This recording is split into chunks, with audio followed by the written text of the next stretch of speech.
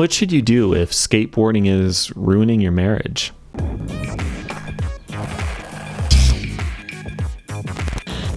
Welcome back to Rad Rat Video, a channel all about skateboarding, where I like to talk about skateboarding in all of its forms and its portrayals in various forms of media and video games and movies and comic books, and I like to answer your questions as well.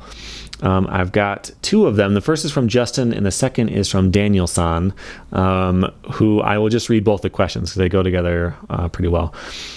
What sport best complements skateboarding, excluding surfing and snowboarding? I think martial arts for its discipline, precise movements, pain control, or tennis for the cardio, balance, and mental pressure. Second question was, what non-skateboarding athlete do you think would be the best at skateboarding, not counting surfers or snowboarders or kiteboarding, etc.? I think Jackie Chan or, a famous fighter would probably be the best, because you have to be very aware of your body, and I think that's the most important part of it. Just having good balance and knowing like how your weight affects different things. And so if you're on a skateboard, I think that's the most important part, to make sure you're not getting off balance right as you start the trick, and being aware and knowing and like trusting your own body to know, even if you're coming into this trick blind, you're about to pop into a back tail and you're focused on this kickflip you're doing, and you just got to trust that your foot's going to land on top of the coping and not bump into it. And just being aware of where your body is the most important part. So Jackie Chan was the first person that came to mind. But anything where you can do like flips and spins and all that, I think would be huge. So if you were into gymnastics as a kid, and you were doing all kinds of backflips, and you were balancing on stuff, and you were doing all that type of thing, and then you just tried to learn how to skate vert, just like trying to drop in, if you're comfortable doing cartwheels and flips and all that, being able to drop in on vert would be a lot easier, and being able to come up a vert wall and straighten out and get back up onto the coping would be a lot easier. Doing a McTwist, getting upside down, and just being comfortable in the air like that, and being comfortable with knowing where your body is, and just the feel of all that. I think that stuff would be super helpful as well. I think even dance would be a really good place to come from, as for those same, like that can still have pressure if you're performing a dance routine somewhere. So you would be able to know how to perform under pressure. And again, like timing and balance and all that type of stuff would still be there. So like, could you apply dance timing to the timing between the pop and the flick and the kickflip? Maybe. I think it would definitely help, as opposed to coming from nothing. And also anything where there's like bursts of speed. Like if you come from like sprinting, I don't think that would help that much, because skateboarding isn't like that. It's not a sustained lower amount. It's like you're either doing nothing or you're trying really, really hard, So anything with huge bursts of speed would be helpful too. Those are my best answers to both of those questions. All right. The next question is from Squanch, who says, long-time viewer, first-time questioner. I'm only 20. I've been skating for about 5 years and recently going through a heavy knee surgery with a really long recovery time. I'm not that particularly good at skateboarding, but it's been a major part of my teenage and young adult life. I know you get questions like this a lot, but at what point is skateboarding too much of a risk to one's future? I'm going to be working a job outside of skateboarding, obviously, soon, that requires me to always be moving and on my feet. So at one point, is risking being off my feet for 4 months not worth it anymore? I'd love to be back skating once I fully recover, but I don't know if I can afford another serious injury in the future. Thanks. So I have been injured a lot lately, and I have really missed skateboarding. I went to a skate park because I was just at like the beach, and there's a skate park and all that stuff, and I was too hurt to do anything.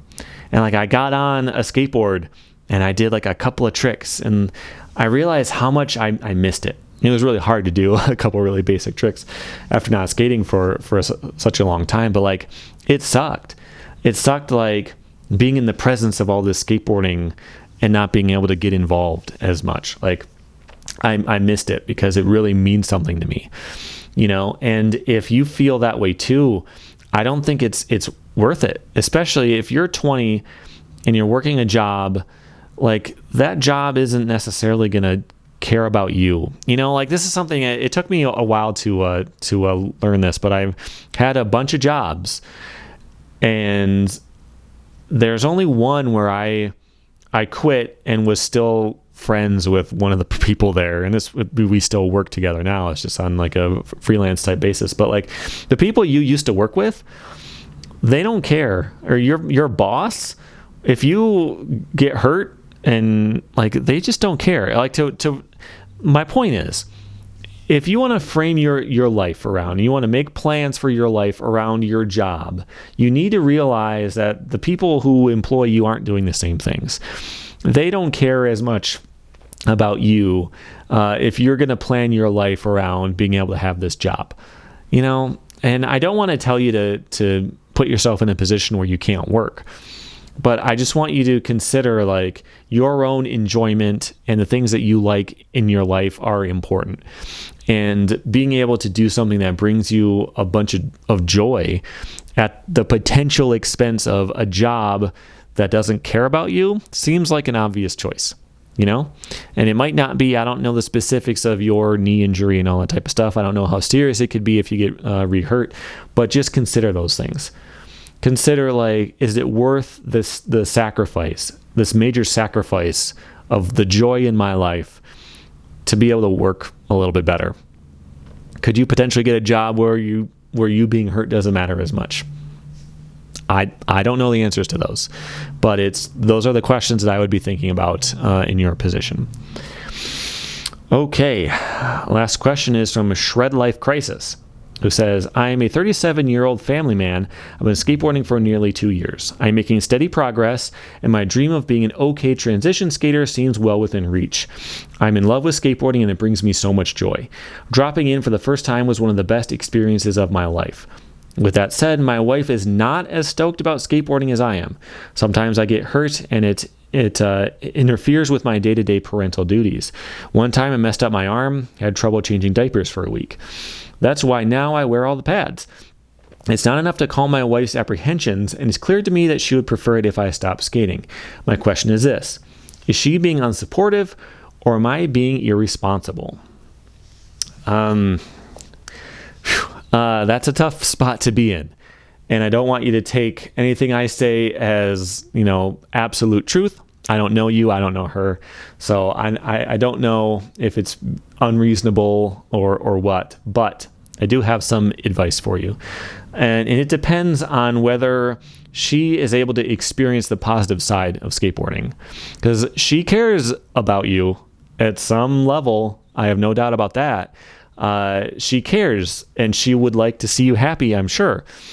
But if all she ever sees is, you come home late sometimes and you're hurt, or sometimes you come home late, I'm assuming you skate after work or something like that.